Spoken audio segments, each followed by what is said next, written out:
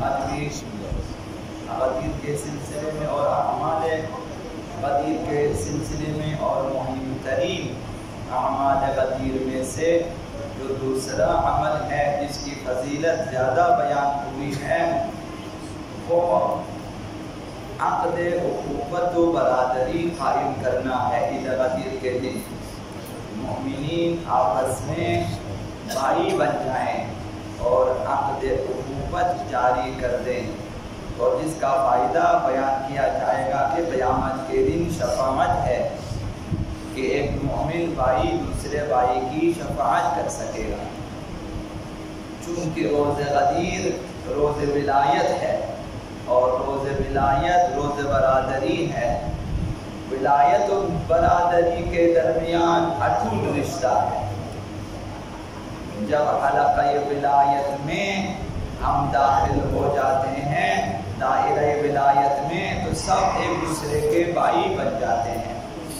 اور ایمان اور ولایت کے ساتھ جو ہے مستحکم اور استوار رشتہ ہے۔ حضرت آقا امام صادق علیہ السلام نے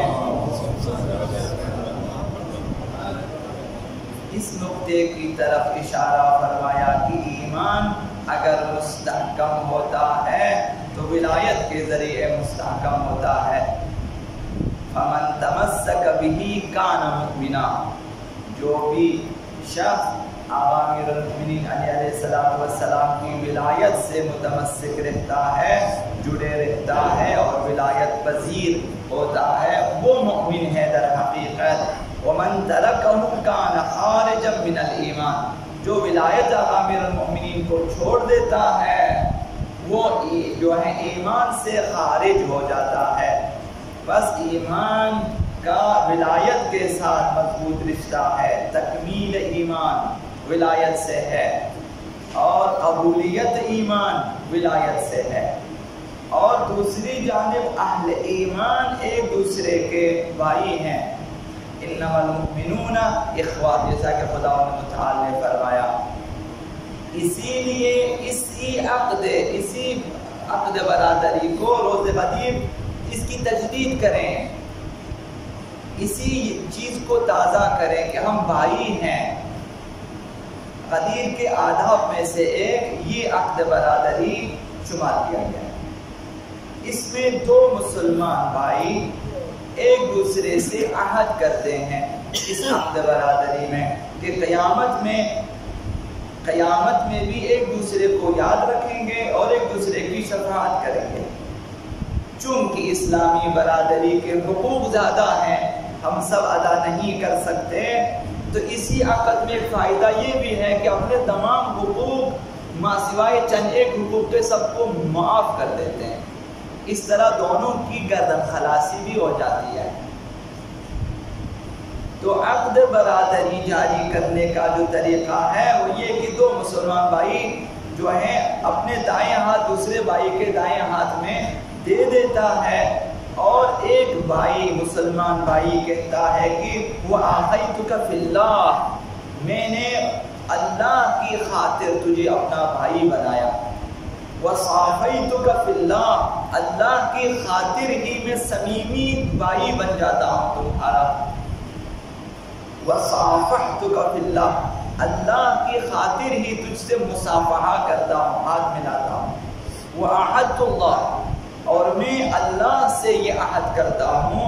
وَمَلَائِكَتَهُ، اللہ کے فرشتوں سے یہ عہد کرتا ہوں، وَكُتُبَهُ، اللہ کی کتابوں سے میرا عہد ہے، وَرُسُلَهُ وَأَنْبِيَاءَهُ، اللہ کے رسولوں اور نبیوں سے میرا یہ عہد ہے، وَالْأَئِمَّةَ الْمَعْصُومِينَ علیہم السلام، اور ائمہ معصومین سے میرا یہ عہد ہے کہ عَلَىٰ أَنِّي إِن كُنْتُ مِنْ أَهْلِ الْجَنَّةِ وَالشَّفَاعَةِ، اگر قیامت کے دن خداوند متعال نے مجھے اہل جنت میں سے قرار دیا اور مجھے شفاعت کرنے کی اجازت دی تو پھر وَأُذِنَ لِي بِأَنْ أَدْخُلَ الْجَنَّةَ، اور مجھے اس شفاعت اور اس اذن کی بدولت مجھے اجازت ملی کہ میں جاؤں جنت میں، لا ادخلها الا وانت معي، میں تمہارے بغیر جنت میں داخل نہیں ہوں گا، یہ عہد ہوتا ہے۔ خداوند متعال اس عہد کو قبول فرماتا ہے اور اس بھائی کو اس کے ساتھ بھیج دے گا جنت میں، یہ فائدہ ہوتا ہے۔ اس کے بعد دوسرا جو بھائی ہے وہ صرف یہ کہتا ہے قبول تو میں نے قبول کیا، تمہاری عقد اخوت کو، اس برادری کو اور اس عہد نامے کو میں نے قبول کیا۔ اور دوسرا بھائی بھی اسی عہد کو قبول کرتا ہے، یعنی وہ بھی اگر اہل جنت میں سے ہوا اور شفاعت کی اجازت ملی تو وہ بھی دوسرے بھائی کی شفاعت کرے گا۔ تو اس کے بعد کہے گا کہ اسقطت عنک جمیع حقوق الاخوہ، میں تمام برادری کے حقوق معاف کر دیتا ہوں۔ یہ ضروری ہے کہ بغیر عقد اخوت کے بھی ہم سب ایک دوسرے کے حقوق معاف کر دیں، ورنہ سب کی گردنیں بند ہیں، ہمسایوں کے، بھائیوں کے، غریبوں کے، ناداروں کے، بیواؤں کے، مثلا سب کے حقوق ہماری گردنوں پہ ہم ادا نہیں کرتے۔ بہتر ہے بغیر اس کے بھی ایک دوسرے کو معاف کیا کرے، اگر تمہاری گردن پہ میرے کچھ حقوق ہیں میں معاف کر دیتا ہوں۔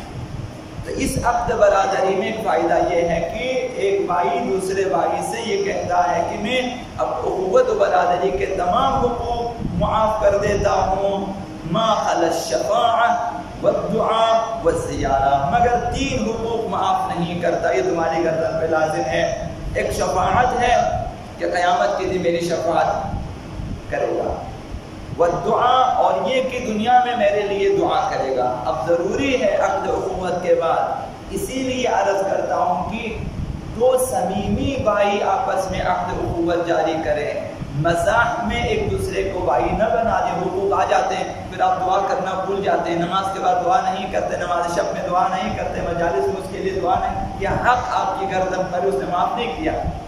یہ دعا اگرچہ سب پہ فرض ہے دوسروں کے لیے، ایک دوسرے کے لیے دعا کریں،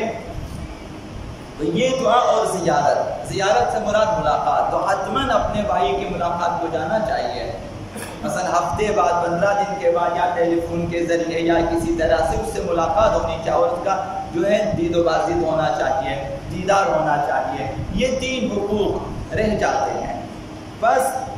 ان دونوں کے درمیان تمام حقوق اخوت قائم ہو جاتے ہیں، یہ دونوں بھائی ہیں اور تمام حقوق بھی معاف ہیں، یہ 3 حقوق ان کی گردنوں پہ رہ جاتے ہیں، بس وہ ایک دوسرے سے ملاقات رکھنے، ایک دوسرے کے لیے دعا کرنے اور ایک دوسرے کی شفاعت کرنے کو خود پہ لازم سمجھیں۔ اس لیے عرض کرتا ہوں کہ اگر صمیمی ہے، جدیت ہے، سنجیدہ ہے تو پھر بھائی بنا لیں، بہت زیادہ ثواب ہے۔